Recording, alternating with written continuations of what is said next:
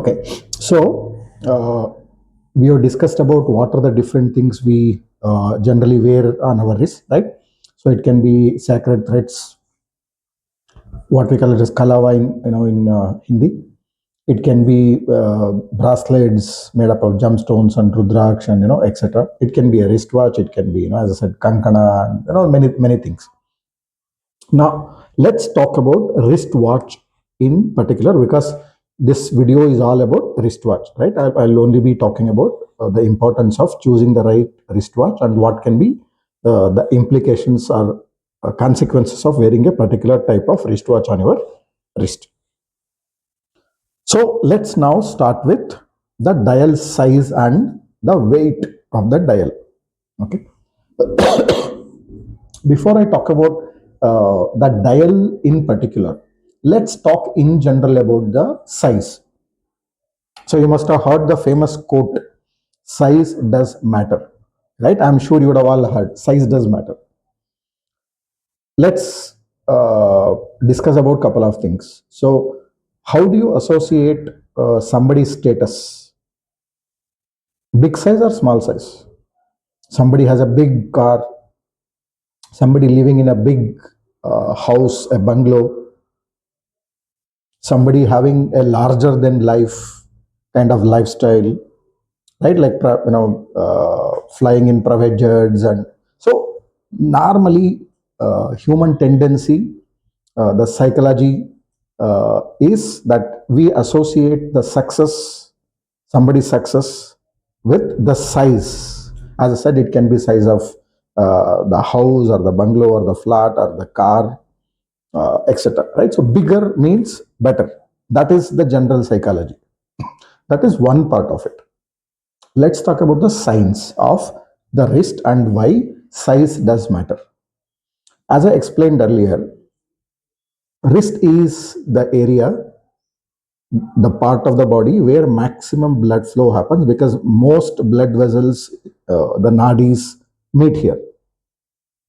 So when there is so much of blood flow, so much of pressure, so many nadis meeting in one place, if you want to regulate, right, if you want to control that blood pressure, which is good, right, so that somebody doesn't suffer from high blood pressure.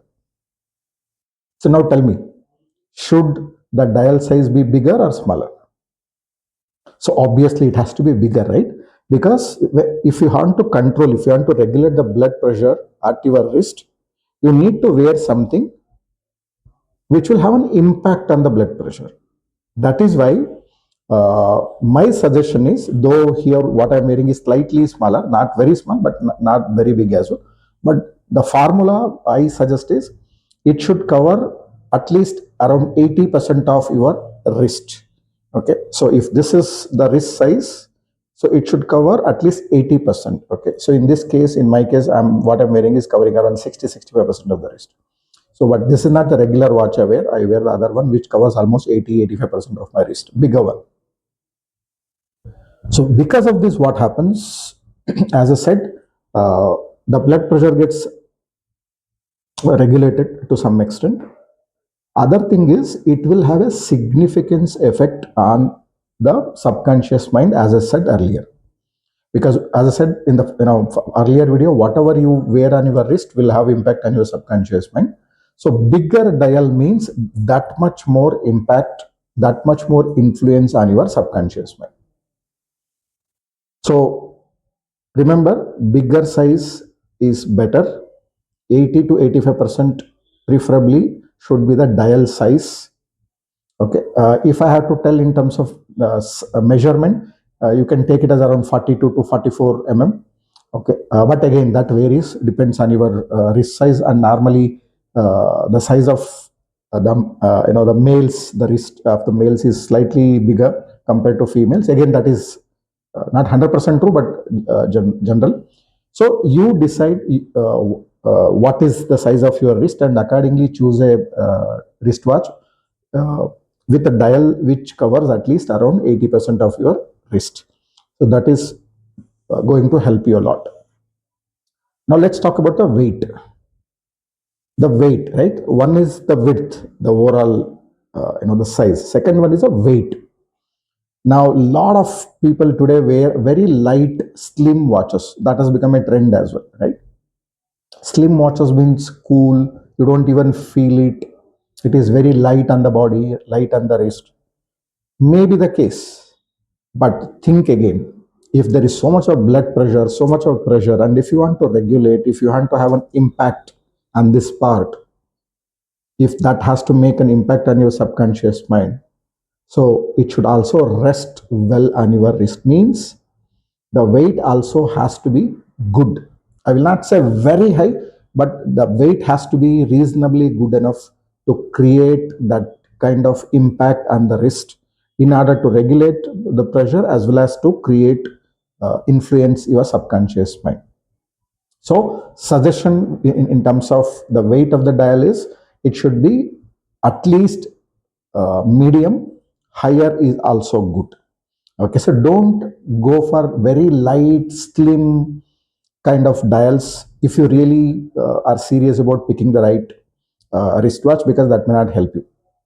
So two things I have covered in this video. One is the size of the dial, which as I said should be bigger, 80-85% should cover, and weight also should be higher. Okay, remember these two things while choosing your next wristwatch. Only then it will have a significance impact on your body as well as in your mind. So hope this is clear. I have only covered one part as of now, okay, which is the dial size and the dial weight. Okay, so future videos I'm now going to talk about multiple other aspects as well.